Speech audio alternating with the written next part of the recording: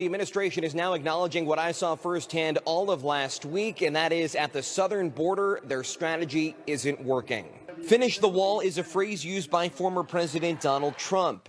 And after halting wall construction for nearly 3 months, DHS Secretary Alejandro Mayorkas reportedly told ICE last week that the Biden administration is considering finishing construction on gaps in former President Trump's wall along the southern border. This comes as the current administration struggles to maintain control of a worsening border crisis.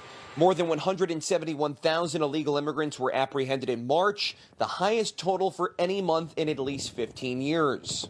And at least 18,000 are unaccompanied children like this boy.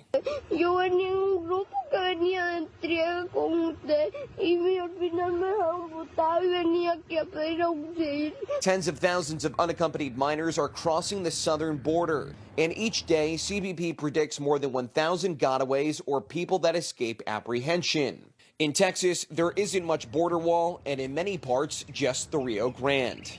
But in the desert, where crossers consist primarily of single adult men, some of the Trump wall remains incomplete.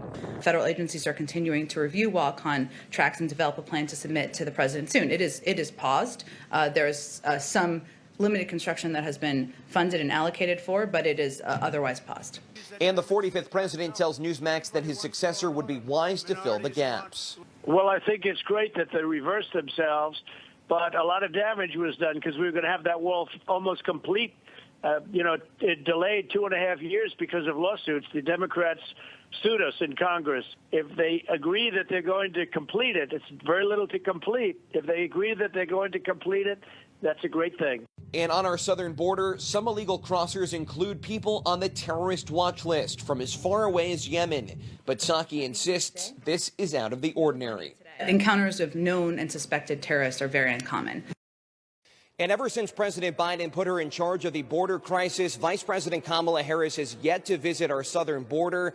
And Bob and Heather, from being there last week, you really need to see it firsthand to understand just what is going on, because in some parts of Texas, the Rio Grande is so shallow and narrow that kids and adults can walk across